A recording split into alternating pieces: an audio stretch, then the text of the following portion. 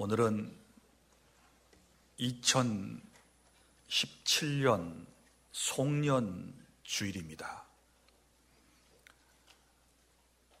송년 주일 예배를 드리면서 제가 여러분들에게 묻고 싶습니다. 여러분은 지금까지 하나님을 믿고 섬기며 예배하면서 살아가고 계시는데, 지금까지 여러분이 체험하셨던 하나님을 한마디로 어떤 하나님이라고 말하실 수 있겠습니까? 물론 하나님의 모습은 하나님께서 자신을 계시 곧 보여주심에 따라 다를 수 있고, 또 각자가 처한 환경에 따라서 하나님에 대한 모습들이 달라질 수 있습니다. 예를 들어서 질병으로 고통을 당하다가 하나님께 치유를 받은 사람이라면 하나님을 치유의 하나님 혹은 치료하시는 하나님, 이렇게 말씀을 하실 것입니다. 또 그동안 마음의 상처를 안고 살아가다가 마음에 정말 무거운 짐을 그리스도 안에서 내려놓은 사람들은, 그리고 이제 마음의 평화를 갖게 되신 분들은 하나님을 평강의 하나님, 평화의 하나님, 평안을 주시는 하나님이라고 고백하실 겁니다. 또한 늘 힘들고 외롭게 세상을 살아왔는데 어느 날 성령께서 마음속에 임하심으로 나는 혼자가 아니고 하나님이 나와 함께 하신다 라고 하는 사실을 체험하시게 되었을 때에는 따뜻한 하나님, 포근하신 하나님, 사랑의 하나님이시라고 말하지 않겠습니까? 혹이 어떤 분들은 어떤 사고나 재난으로부터 하나님의 각별한 보호하심을 받았다면 이렇게 말씀하시겠지요. 나를 지키시는 하나님, 나를 보호해 주시는 하나님, 나의 방패가 되신 하나님, 나의 산성이 되신 하나님, 나의 구원이 되시는 하나님이라고 말씀하지 않겠습니까? 금년에도 어려움 가운데서도 물질의 복을 받았다든지 가정의 행복이 있었다든지, 또 여러분이 하시는 사업이 경영이 잘 되었을 때 여러분들은 하나님은 복 주시는 하나님, 채워주시는 하나님, 이런 하나님으로 고백을 하시게 될 것입니다. 뿐만 아니라 인생을 살다가 혹여 죄를 짓고 실수하고 실패하신 분들은 마음속에 두려움이 있으실 겁니다. 죄책감 때문에 힘들고 어려운 나날들을 보내시는 분들은 하나님, 그러면 진노하시는 하나님, 분노하시는 하나님, 징계하시는 하나님, 두려운 하나님, 이렇게 말하지 않겠습니까? 그런데 내가 죄를 지었는데, 내가 하나님의 말씀대로 제대로 살지 못했는데도 불구하고 하나님이 징계의 채찍을 늦추실 때, 우리는 그때 우리의 마음속에 안도의 한숨을 쉬면서 이렇게 말하겠지요. 참아주시는 하나님, 나를 기다려주시는 하나님, 나에 대하여 인내해 주시는 하나님, 나를 정말 사랑하시는 하나님이라고 고백하지 않겠습니까? 그리고 엄청난 죄를 짓고 살다가 하나님께로부터 죄사함의 은총을 받고 영적인 자유함을 누리고 난 다음에 사죄의 하나님, 용서의 하나님이라고 우리가 고백하지 않겠습니까? 사랑하는 주 안의 성도 여러분, 지금까지 여러분이 하나님을 섬겨오면서 여러분이 믿는 하나님은 어떤 하나님이라고 체험을 통하여 여러분이 말씀을 하실 수 있겠습니까? 송년 주일 예배를 드리면서 내가 믿는 하나님은 이런 하나님이셔 라고 누구에겐가 말할 수 있는 그런 우리의 신앙이 되어야 할 것입니다. 오늘 말씀은 야곱이라고 하는 사람이 하나님을 만났을 때의 모습입니다.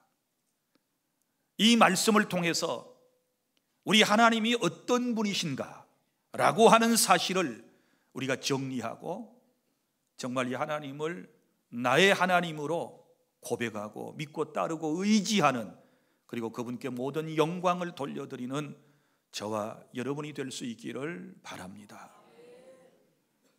첫째, 나의 하나님은, 내가 믿는 하나님은 나에게 찾아오신 하나님이십니다. 야곱이라고 하는 사람이 아버지 이삭과 형 에서를 속이고 장자의 명분을 가로채지 않았습니까? 그러니 속았던 형 에서가 분한 감정을 품고서 동생 야곱을 죽이려고 합니다. 이런 위기적 상황에서 어머니와 함께 야곱은 의논을 하게 되고 결국 어머니가 말씀해 주신 대로 외갓집으로 일단 피난을 하게 됩니다. 피신을 하게 되는 것이지요. 야반도주를 해서 어느 광야까지 사흘길을 걸어갔습니다. 그리고 해가 떨어지며 저녁을 맞았습니다. 광야에서 두려운 밤을 맞게 된 야곱의 심정을 생각해 보십시오. 아버지와 형을 속인 죄책감, 그리고 형의 보복에 대한 두려움, 그리고 자신의 미래에 대한 불확실성 때문에 얼마나 염려와 근심과 걱정이 그의 마음속에 가득 차 있었겠습니까? 그리고 지금 도망가는 야곱의 나이가 몇 살인 줄 아십니까? 77살입니다. 내일 모레가 80입니다. 80이 될 때까지, 77살이 될 때까지 아직 가정을 꾸리지를 못했습니다. 아직 혼인한 상태가 아닙니다. 아내도 없고 자식도 없습니다. 외로운 광야길을 지금 홀로 가고 있는 것입니다. 야곱이 살던 원래 고향은 부엘세바라고 하는 곳이었습니다. 그곳을 떠나 가고자 하는 외갓집 하란까지는 무려 800km 정도가 되는 곳입니다. 엄청나게 먼 길이지요. 그리고 그 길을 조금씩 걸어서 사흘길을 걸어왔습니다. 약 110km 정도를 걸었을 것입니다. 그리고 한 광야에 도착했습니다. 나중에 그 광야는 이 야곱이라고 하는 사람이 베델이라고 명명을 하게 됩니다. 그래서 이제 베델이라고 우리가 말하는 것입니다. 사랑하는 여러분, 그런데 지금 그곳에서 해가 지고 잠이 들게 되는데 한 돌을 가져다가 베개를 삼고 잠을 자다가 꿈을 꿉니다. 어떤 꿈을 꿉니까? 사다리가 있는데요, 땅에서부터 이 사다리가 하늘까지 연결되어 있었습니다. 그리고 그 사다리에 하나님의 사자가 오르락 내리락 하는 모습을 꿈에 보았습니다. 그리고 그 사다리 위 하늘에서 들려오는 하나님의 음성이 있으셨습니다. 하나님께서 이 야곱에게 찾아오신 것입니다. 찾아오신 하나님께서 자기 자신이 어떤 분이신가에 대하여 지금 야곱에게 설명을 해 주십니다. 나는 너의 조부 아브라함의 하나님, 나는 이삭의 하나님이다. 이렇게 자기 자신을 소개하시면서 야곱에게 찾아오셨던 사랑의 하나님께서 오늘 저와 여러분이 광야와 같은 세상을 살아갈 때 우리를 참으로 사랑하셔서 참으로 우리의 모습을 안타깝게 보시고 우리를 구원하시고 우리를 통하여 하나님의 귀한 뜻을 이 땅에 펼치시기 위하여 하나님은 내 삶에, 내 마음에, 내 인생에 찾아오셨다는 사실을 믿으시기를 바랍니다. 성경에 나타난 하나님의 역사를 보면 사람이 먼저 하나님을 찾은 게 아니고 사랑의 하나님께서 항상 먼저 우리를 찾아오셨습니다.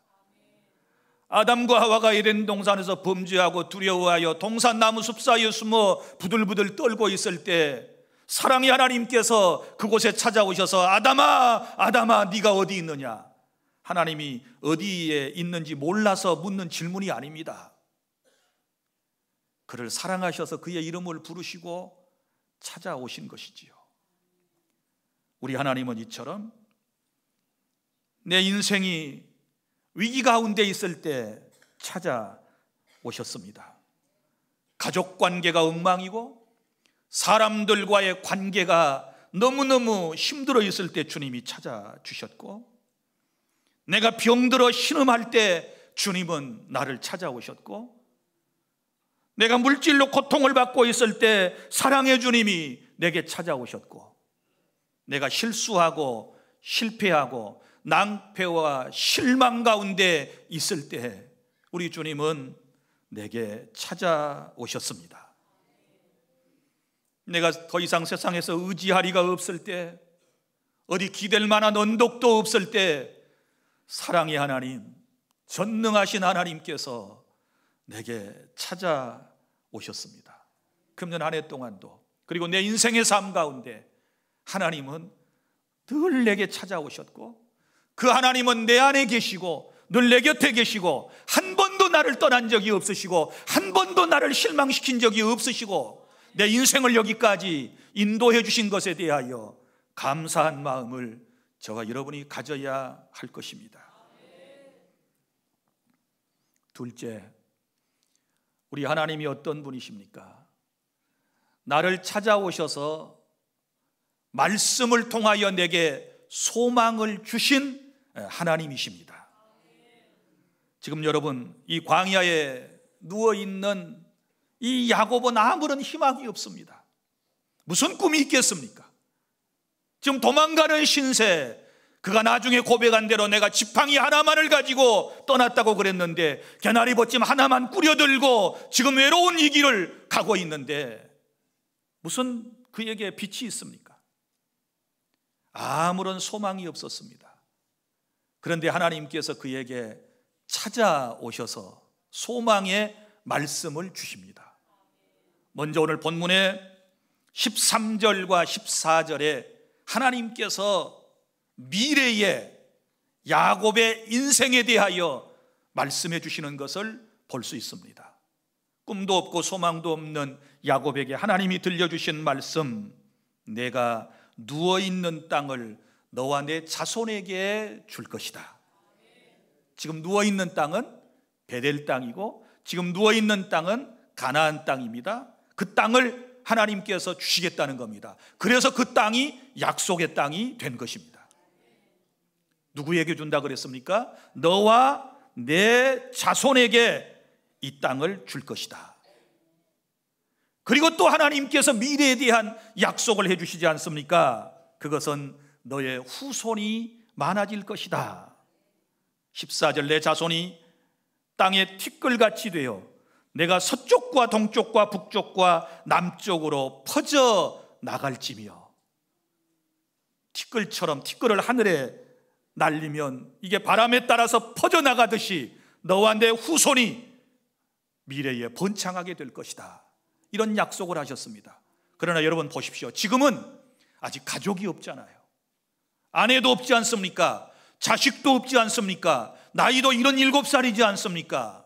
그런데 이런 야곱에게 하나님께서는 소망의 메시지를 들려주셨습니다.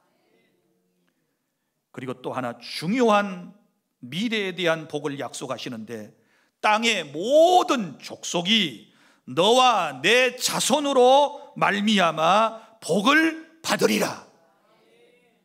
아주 중요한 말씀입니다. 무슨 얘기인가 하면 너와 내 자손으로 말미암아. 너는 누군 줄 알겠는데 야곱이지요. 그럼 내 자손으로 말미암아 그랬는데 여기서 말하는 자손은 구체적으로 누구를 의미할까요?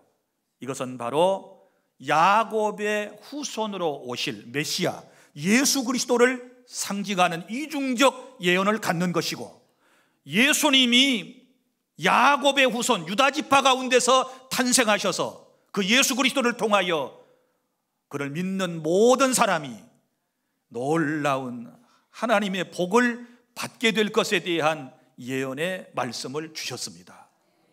이것은 다 미래의 약속입니다. 앞으로 되어질 약속이에요.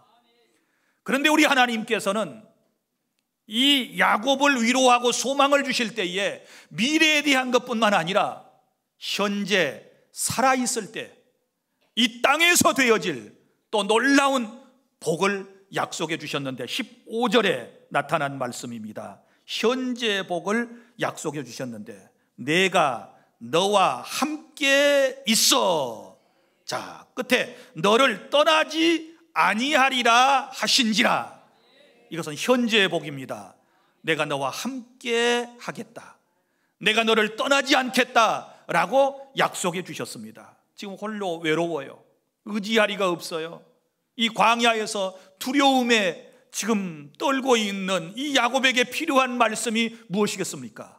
전능하신 하나님께서, 위대하신 하나님께서 함께 해주신다라고 하는 말씀보다 더 큰 위로의 복이 어디가 있겠습니까?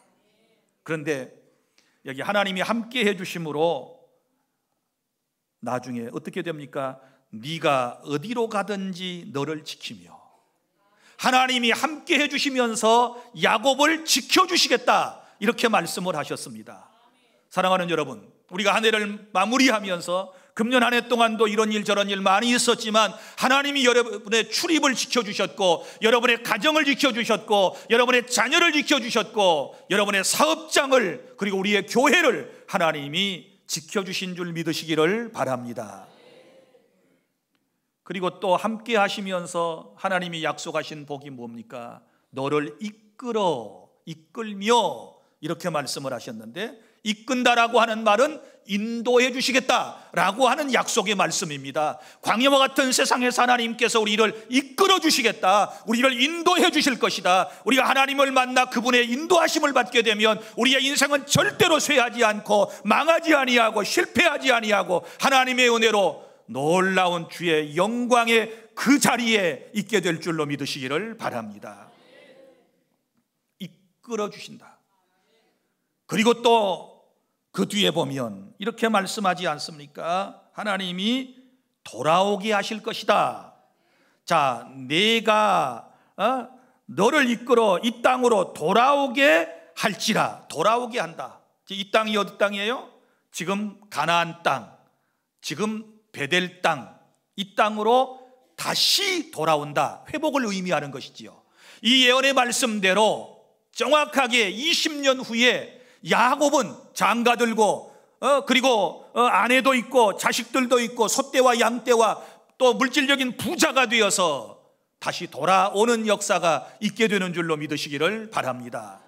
돌아온다. 다시 회복하게 될 것이다. 지금은 고향을 울며 떠나지만, 두려움 가운데서 고향을 떠나지만 언젠가는 이 고향 땅으로 다시 돌아오는 회복의 놀라운 복을 줄 것이다 라고 하나님께서 그에게 약속해 주셨습니다. 여러분, 이런 생각해 보십시오. 야곱이 홀로 인생을 출발했는데 어떻게 이스라엘의 국부가 되었을까? 어떻게 야곱의 12아들을 통하여 이스라엘의 12지파가 형성이 되었을까? 야곱이 이런 위기적 상황을, 이런 어려운 상황을 어떻게 극복해냈을까? 한마디로 말하면 오늘 찾아오셔서 주신 이 말씀 때문에, 이 말씀으로 인하여 그가 승리하게 된 줄로 믿으시기를 바랍니다. 우리 인생의 사회생활, 신앙생활의 성공의 비결은 하나님의 말씀에 있습니다. 소망의 말씀에 있습니다. 하나님께서 우리에게 매주 매 시간마다 그 주신 말씀을 통해서 우리가 새 힘을 얻는 것입니다. 야곱이 힘들고 어려울 때마다 외삼촌 집에 가서 20년 동안 머슴살이처럼 그렇게 고통을 당하며 수고했지만 그 모든 일들을 극복해낼 수 있었던 것은 바로 이 말씀 때문이었습니다. 하나님이 주신 말씀이 그의 속에 있었습니다. 내가 지금은 힘들지만 하나님이 내게 이렇게 약속하신 것이 있어. 내가 잘 될 거야. 나중은 잘 될 거야. 지금은 고통스럽지만 내게도 좋은 날이 올 거야. 내 후손들은 번창할 거야 라고 하는 이 말씀이 힘의 근원이 되어서 모든 삶의 어려움을 극복해내고 정상에 우뚝 서게 되었다는 사실을 믿으시기를 바랍니다. 그러니까 성도는 하나님의 말씀을 들어야 돼요. 하나님의 말씀을 가슴에 새겨야 돼요. 금년 내내 52주 동안 하나님께서 이 자리에서 여러분들에게 말씀을 주셨습니다. 그 말씀이 힘이 되어 여기까지 저와 여러분을 인도해 주신 줄 믿으시기를 바랍니다. 말씀 없었으면, 주님이 이런 소망의 말씀을 주시지 않았다면 야곱도 우리와 똑같은 인생입니다.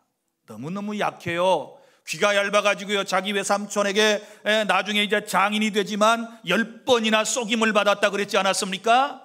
어려운 일이 한두 가지가 아니었습니다. 처남들과의 관계도 좋지 않았고요, 나중에는요 외삼촌마저 이제 야곱을 죽이려고 해요. 그래서 결국은 다시 그곳을 떠나 고향으로 돌아오는 거예요.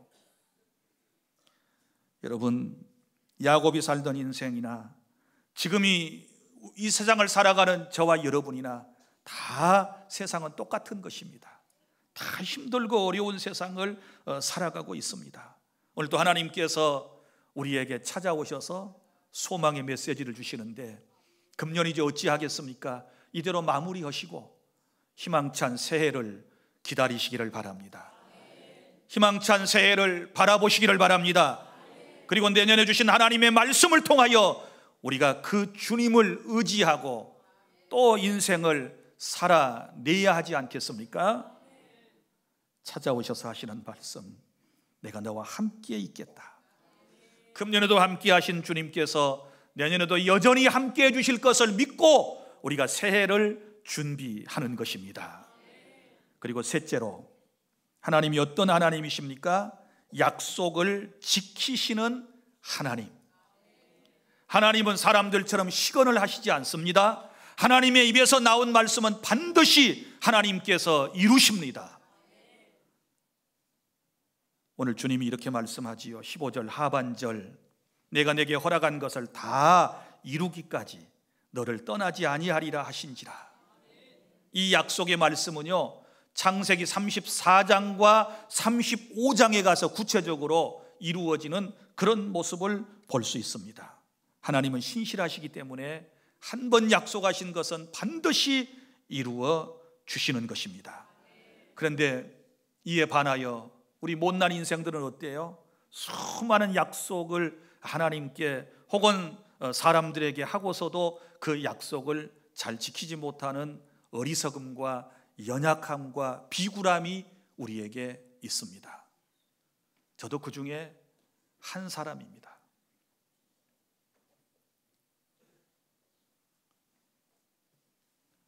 오늘 아침에 교회에 오기 위해서 이 양복을 입었습니다. 양복을 입다가 호주머니에 손을 넣었는데 뭐가 한 주먹 탁 잡히는 것입니다. 꺼내보았더니 10,000원짜리 지폐가 5장이나 있었습니다. 지갑에도 있는 게 아니고 이게 그냥 낱개로 5장이 손에 잡힐 때 그 감동을 아시겠습니까? 도대체 이 돈이 무슨 돈일까? 돈을 보자마자 생각이 스쳐갔습니다. 그리고 내가 또 실수했네. 내가 실수했구나. 내가 약속을 안 지켰구나. 이런 생각이 들었습니다. 그 돈이 어떻게 생긴 돈인가 하면, 지난 성탄절에 제가 로비에서 어느 남집사님에게 돈을 빌렸습니다. 지갑을 보통 안 가지고 다니니까 제 수중에 돈이 없어요. 그래서 집사님, 지갑에 있는 대로 돈 좀 다 빌려주세요. 분명히 빌렸습니다.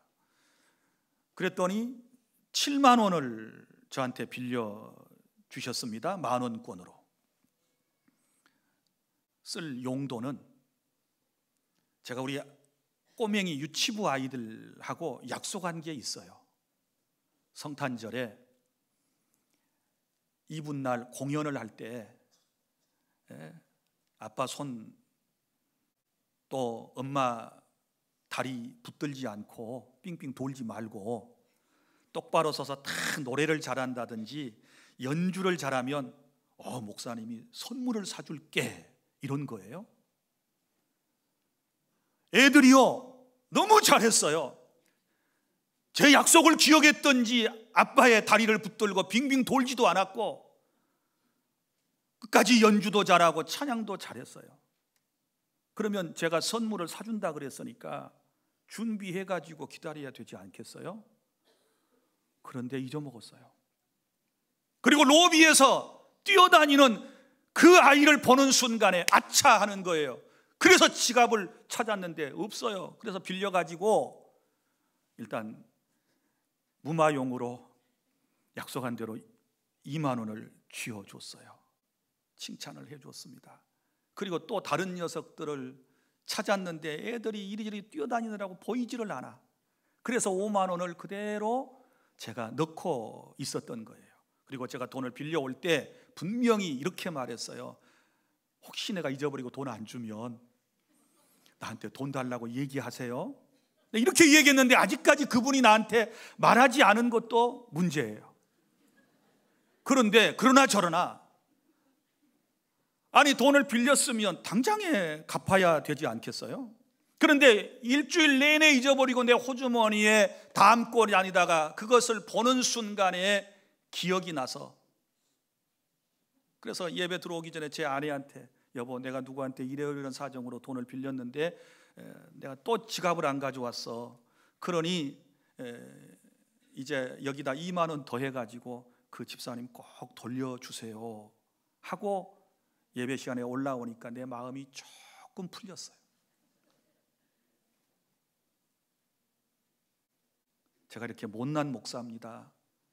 오늘 송년 주일 예배를 드리면서 여러분들에게 다시 한번 양해를 구하는 것은, 제가 설교하다가 혹은 개인적으로 여러분들에게 뭔가 약속을 한 것이 있었는데 그걸 제가 잊어먹어서 혹은 제 의지가 부족해서 아직까지 그 약속을 지키지 못한 것이 있다면 너그러운 마음으로 이해해 주시고 용서해 주시고 저를 위해서 기도해 주십시오.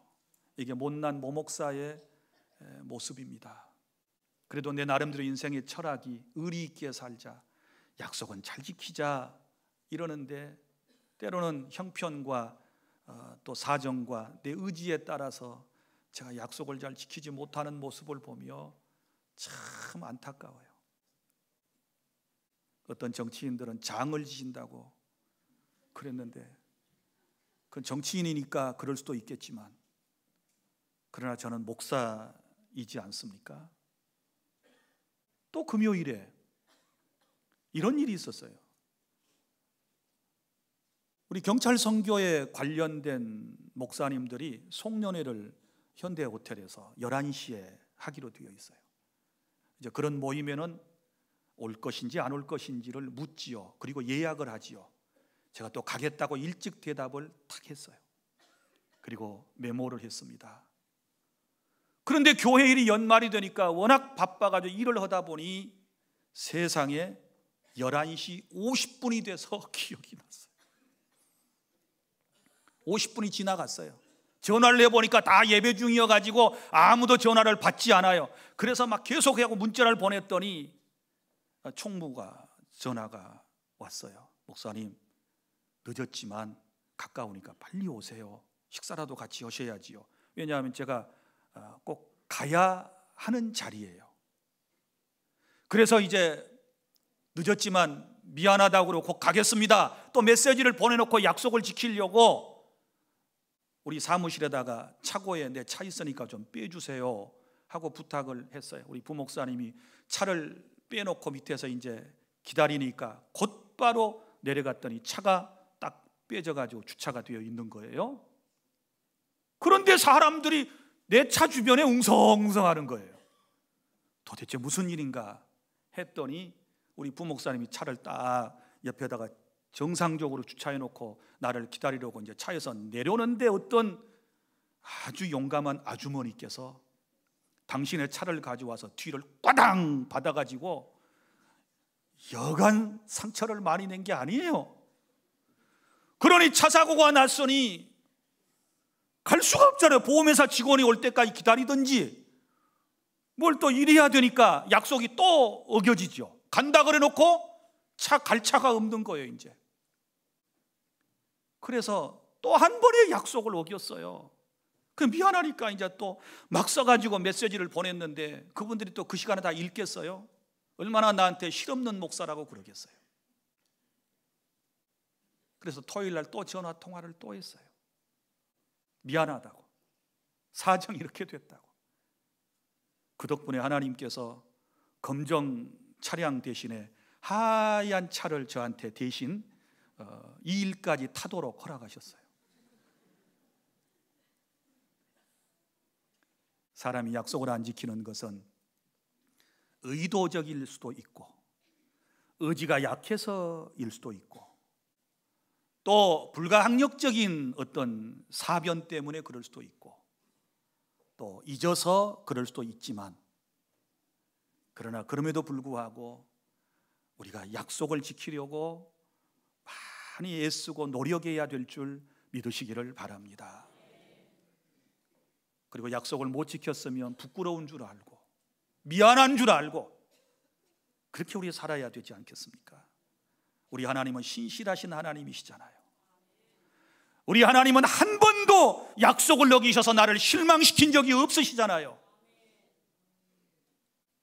그런데 우리는 그렇지 못해요. 우리 신앙적으로도 생각해 볼까요?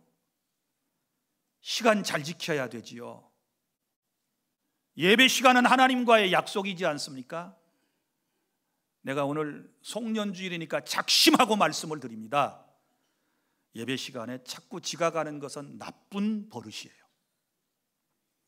반드시 뜯어 고쳐야 돼요. 하나님께서 싫어하시는 거예요. 타임 이즈 머니라는 말이 있어요. 시간은 돈이다. 제가 한 20여 년 전에, 지금은 한기총 우리 회장이 되신 목사님과 교제를 하다가 지금도 늘 가깝게 지내지만 그분이 늘 시계가 10분 빨리 분침이 돌아가 있는 것을 알았어요. 아예 10분을 빨리 해놔요. 수도권에서 사역을 하고 사역이 많으시기 때문에 혹여 누구하고 약속을 했는데 지체될 수 있기 때문에 그런 걸 방지하기 위해서 항상 시간이 10분 빨라요. 그러니까 이분은 늘 약속 장소에 5분 내지 10분 항상 먼저 도착해 있는 거예요. 근데 그걸 보면서 많이 깨달은 게 있어요. 배운 게 있어요. 예배 시간은 하나님과의 약속입니다. 계속해서 습관적으로 지각이 되시는 분들은 내년부터는 시계를 10분 더 빠르게 맞춰놓고라도 지각하는 일이 없어야 하겠고, 또 10의 1조도 드리기로 약속을 했으면 꾸준히 드리시고 하나님께 주신 은혜에 감사해서 일평생 헌신하겠다고 다짐했으면 힘들고 어려워도 십자가 내려놓지 말고 자신의 십자가를 지고 끝까지 사명을 감당해 주시기를 바랍니다.